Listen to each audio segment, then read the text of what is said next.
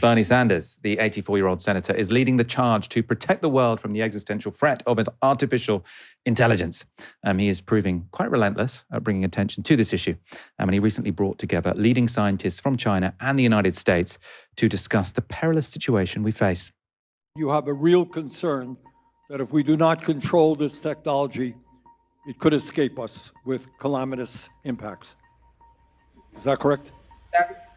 Yeah, that is what I said. Does the rapid and uncontrolled development of AI pose a substantial threat to the human race?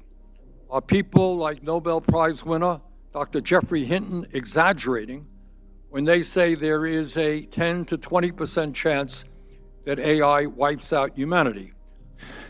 No, they're not exaggerating it. In my professional opinion, based on a paper that we published in the top AI conference, NeurIPS, recently, they were actually sugarcoating it. I think it's likely to be a lot higher than 20% risk that we basically end civilization as we know it if you steam ahead with completely unregulated AI. Why do I say that? Well, because what the companies are very openly admitting that they're trying to build here is not just some slightly smarter chatbot, some ordinary technology. They're saying they want to build super intelligence, which by definition is AI that's so smart that it can outperform by huge margins humans at every job. And they can also, with incredible skill, control robots and other machines. And if you want to know what happens if you unleash millions or billions or trillions of vastly smarter than human intelligent agents on the planet, just go down to the Washington Zoo and ask yourself, who's in the cages? Is it the smartest species around or not? What you're telling us, bottom line here, is that we have a lot to worry about. Yes. To say the least. All right, let's go to Dr. Zhang in Beijing. Dr. Zhang, what do you think? Well, I should agree. So until now, we do not have scientific evidence and practical way to keep superintelligence safe enough not to bring catastrophic risk for human. And the world has not been ready to welcome superintelligence, not as a tool that is controllable at this point. All right, let me just, bottom line, Dr. Zhang, I'm hearing you say that you have a real concern that if we do not control this technology, it could escape us with calamitous impacts. Is that correct? Yeah, that is what I said. Without scientific evidence of how to secure ourselves, it's really dangerous to do this for the way that we're doing for the current AI. Now, I think what Bernie is doing, I'm going to say this, but I think what he's doing here is so impressive for two reasons, which is one, the people I say this all the time, the people who created this technology say that it has a very strong chance of killing us all, right? So these are the people who are really in the know, Geoffrey Hinton and the like.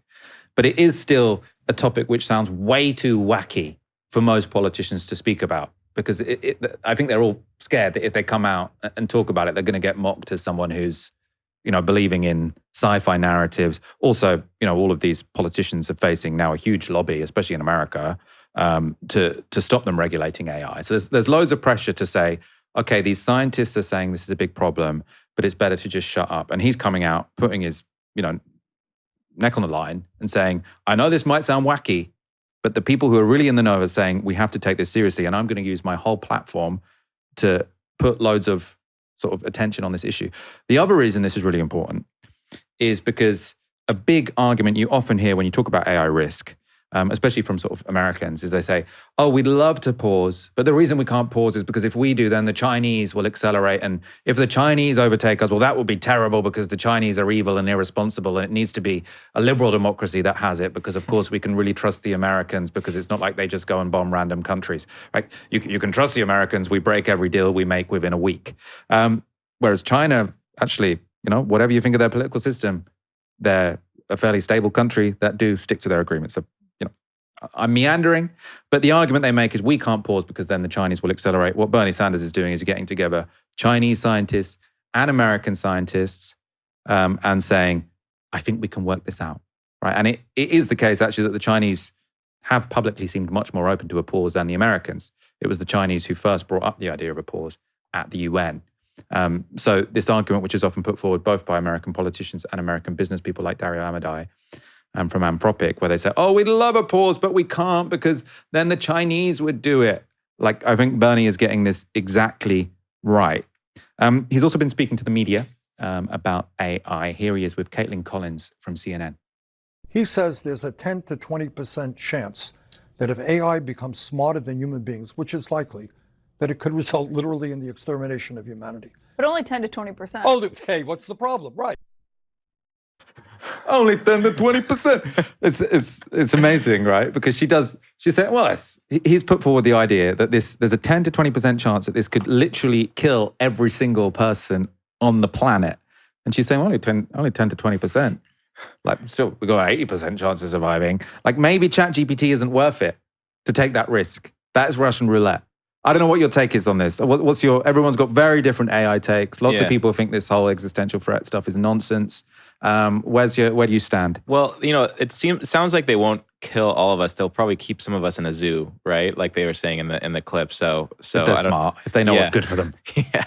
Well, look, I am not AI scientist who can give you a different percentage. I take the experts at their word that 10 or 20% is the ballpark. And that feels like way too high of a number for us to just leave AI completely up to the whims of basically the tech elite in the United States, who seem to have zero interest in the welfare of our species. They are more interested in colonizing Mars and neurolinking themselves and becoming cyborgs than in like establishing any sense of human rights or well-being or democracy on this planet.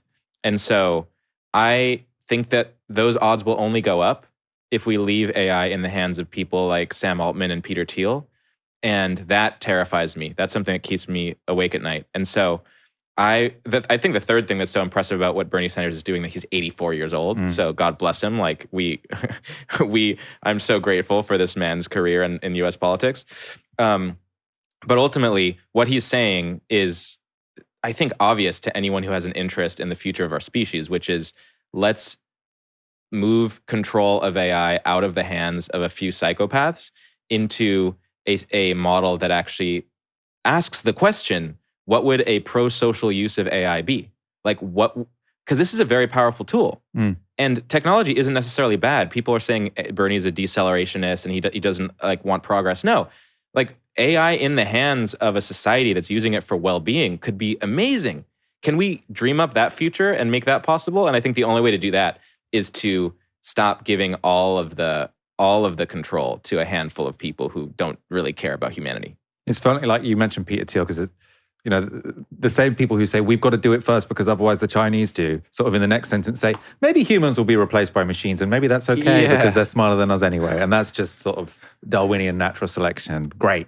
It's like, no, take the nuclear weapons out of their hands. Let's wrap up there. Thank you so much for joining me. It's been an absolute pleasure. Thank you for having me. How do people follow you on Instagram? Oh, just Michael Mez. That's my my username. You can find me easily on YouTube, Instagram, TikTok, all the places. Michael Mez on all of those platforms. Yeah. Lots of people saying we need to have your name up the whole way through, but I didn't.